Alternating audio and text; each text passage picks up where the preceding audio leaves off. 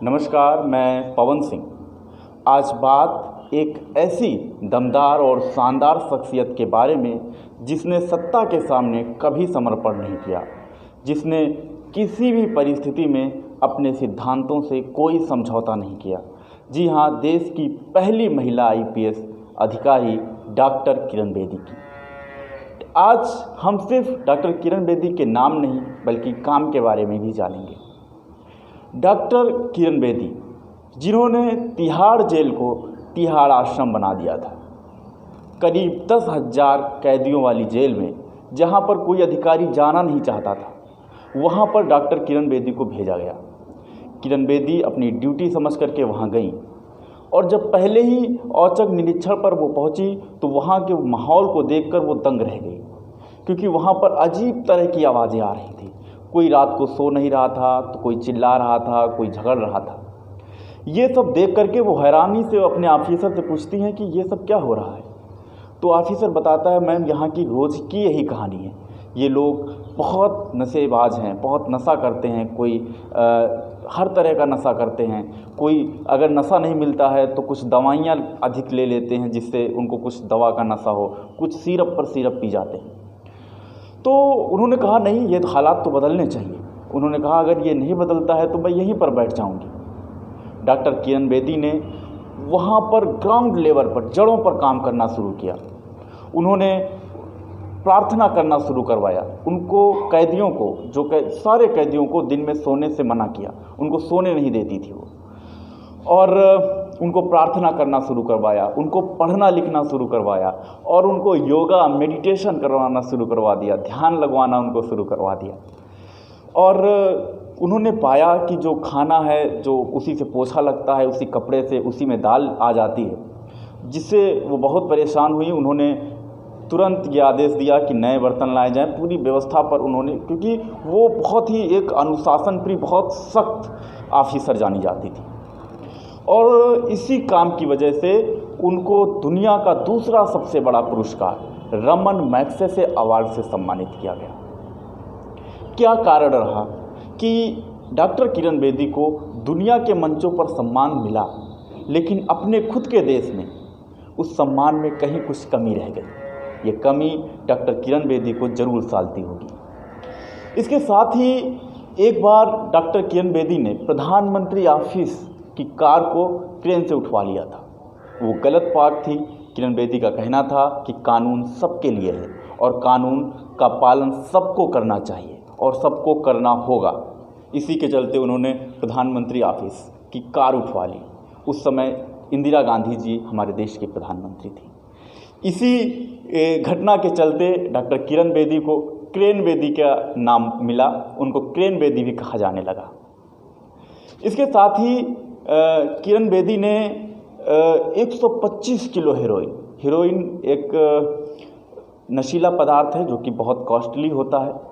125 kilo heroin को जब्त करवाया और कई गांवों में उसको नष्ट करवा दिया। कई तरह की शराबियों को और जो घरेलू हिंसा का शिकार महिलाएं होती थी, घर घर जा कर के उनको प्रेरित करती थी, उन पर कड़ी कार्रवाई करती थी। जो घरेलू घर में अपनी पत्नियों को मारते पीटते थे, उन पर भी वो बहुत सख्त थी। चंडीगढ़ में जब उनकी पोस्टिंग हुई तो नाइट क्लब चलते थे, जिस पर उन्होंने रोक लगा दी। बहुत लोगों ने इसका विरोध किया कि आप ऐसा कैसे कर सकती। उन्होंने कहा हर चीज़ का एक नियम है और रूल के तहत ही आप कुछ कर सकते हैं। ऐसा नहीं है कि आप रात भर आप नाचेंगे गाएंगे और कुछ भी करेंगे। ऐसा हम नहीं चलने दे सकते, क्योंकि इससे क्राइम बढ़ता है। 1982 में जब हमारे देश में दिल्ली में एशियन गेम्स का आयोजन हुआ तो डॉक्टर किरण बेदी को ट्रैफिक की जिम्मेदारी सौंपी गई। उस समय ट्रैफिक की बहुत ज़्यादा समस्या थी दिल्ली में। डॉक्टर किरण बेदी ने इतने अच्छे ढंग से मैनेज किया कि कहीं भी ट्रैफिक की समस्या नहीं होने दी, जिसकी वजह से उनको अवार्ड के लिए चुना गया। लेकिन डॉक्टर किरण बेदी ने अवार्ड लेने से इनकार कर दिया। उन्होंने कहा कि ये काम मेरे अकेले का नहीं है, इस काम को बहुत सारे स्टूडेंट्स, बहुत सारे कांस्टेबल, सब इंस्पेक्टर्स और ऑफिसर्स ने मिल करके किया है। इसलिए अगर आपको कोई पुरस्कार देना है तो आप सबको सामूहिक रूप से दीजिए, मैं अकेले ये पुरस्कार स्वीकार नहीं कर सकती। डॉक्टर किरण बेदी इस समय लेफ्टिनेंट गवर्नर के पद पर हैं पुडुचेरी में। पुडुचेरी एक यूनियन टेरिटरी है, केंद्र शासित प्रदेश है, लेकिन डॉक्टर किरण बेदी की अक्सर वहाँ के सीएम से तनातनी हो जाती है, क्योंकि वो कानून का बिल्कुल कड़ाई से पालन करने वाली ऑफिसर हैं, इस समय उपराज्यपाल हैं, और किसी भी कीमत पर वो अपने सिद्धांतों से समझौता नहीं करती हैं। 2015 में भारतीय जनता पार्टी ने दिल्ली विधानसभा चुनाव में सीएम कैंडिडेट के रूप में किरण बेदी को प्रोजेक्ट किया, लेकिन राजनीति की नब्ज डॉक्टर किरण बेदी नहीं पकड़ पाई, क्योंकि वो बहुत स्पष्टवादी हैं। जब भी उनसे लोग पूछते कि मैडम क्या आप बिजली पानी फ्री करेंगी, तो डॉक्टर किरण बेदी कहती थी नो, इसका तो आपको देना ही पड़ेगा, हम फ्री कैसे कर सकते हैं। तभी कोई पूछता कि आप अगर मुख्यमंत्री बनती हैं तो आप दिल्ली को पूर्ण राज्य का दर्जा दिलवाएंगी, तो वो कहती थी नो, क्योंकि वो एक अधिकारी की तरह ट्रीट करती थी, एक राजनेता की तरह नहीं।